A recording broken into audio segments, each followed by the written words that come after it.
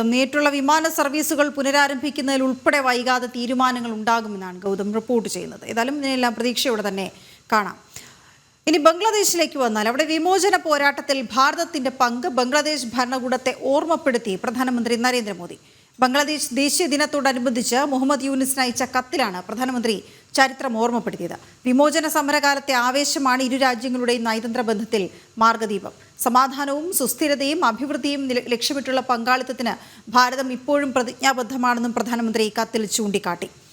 ഗൗതം തുടരുകയാണ്. ഗൗതം, നയതന്ത്ര തലത്തിൽ സ്വീകരിക്കേണ്ട വളരെ പ്രധാനപ്പെട്ട പ്രതീക്ഷ അർപ്പിക്കുന്ന മാതൃകാപരമായ ഒരു നിലപാടാണ് പ്രധാനമന്ത്രി നരേന്ദ്രമോദി സ്വീകരിച്ചിരിക്കുന്നത്. അദ്ദേഹം പറഞ്ഞ കാര്യങ്ങൾ എന്തൊക്കെയാണ്?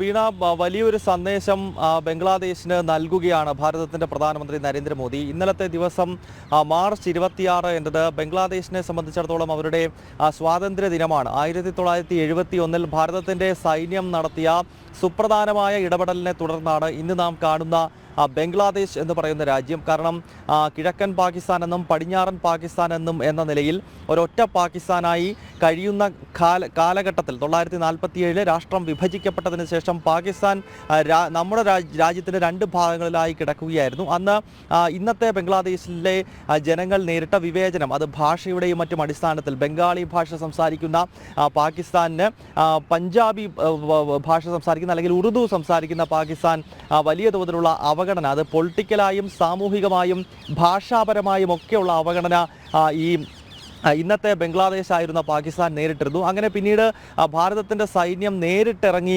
പാകിസ്ഥാൻ പട്ടാളത്തോട് യുദ്ധം ചെയ്ത് രൂപപ്പെടുത്തിയ രാഷ്ട്രമാണ് ബംഗ്ലാദേശ്. പക്ഷേ അടുത്ത കാലത്ത് അവിടെ ഇസ്ലാമിസ്റ്റുകൾ അധികാരം പിടിച്ചതോടുകൂടി അവിടുത്തെ ടെക്സ്റ്റ് ബുക്കുകളിലെല്ലാം ഇത് തിരുത്തി കുറിക്കുകയാണ്. അതായത് ഇന്ത്യയുടെ ഒരു തരത്തിലുമുള്ള ഇടപെടൽ 1971 യുദ്ധത്തിൽ ഉണ്ടായിട്ടില്ല എന്ന രീതിയിൽ അവിടെ ചരിത്രം മറ്റൊരു രീതിയിലേക്ക് വളച്ചൊടിക്കുവാൻ ജമാഅത്തെ ഇസ്ലാമിയും മുഹമ്മദ് യൂനിസിൻ്റെ സർക്കാരും ശ്രമിച്ചു. 1971 യുദ്ധത്തിൻ്റെ ചരിത്രം വിവരിക്കുന്ന എല്ലാ പാഠങ്ങളും ടെക്സ്റ്റ് ബുക്കുകളിൽ നിന്നും ഒഴിവാക്കിക്കൊണ്ട് അന്നത്തെ പ്രധാനമന്ത്രി ഇന്ദിരാഗാന്ധിയുടെ ചിത്രവും അതോടൊപ്പം ഷെയ്ഖ് മുജീബുർ റഹ്മാനും ഭാരതത്തിൻ്റെ സൈന്യവും തമ്മിൽ ഹസ്തദാനം ചെയ്യുന്നതിൻ്റെ ചിത്രങ്ങളൊക്കെ ടെക്സ്റ്റ് ബുക്കുകളിൽ നിന്ന് ഒഴിവാക്കുകയാണ്. അപ്പോൾ ഒരു ഓർമ്മപ്പെടുത്തലാണ് ഭാരതത്തിൻ്റെ പ്രധാനമന്ത്രി നരേന്ദ്രമോദി നടത്തിയത്. 1971 യുദ്ധം എന്ന് പറയുന്നത് അത് ഭാരതത്തിൻ്റെ സൈന്യം നടത്തിയ യുദ്ധമാണ് എന്ന് ബംഗ്ലാദേശിൻ്റെ ഇപ്പോഴത്തെ ഭരണാധികാരികളെ ഒരർത്ഥത്തിൽ പ്രധാനമന്ത്രി ഓർമ്മപ്പെടുത്തി. അന്ന് ഇരു രാജ്യങ്ങളും പരസ്പരം സ്നേഹത്തോടുകൂടി നടത്തിയിട്ടുള്ള പ്രവർത്തനങ്ങൾ, ആ പ്രവർത്തനങ്ങൾ തന്നെയാണ് ഇപ്പോഴത്തെ ഈ ഒരു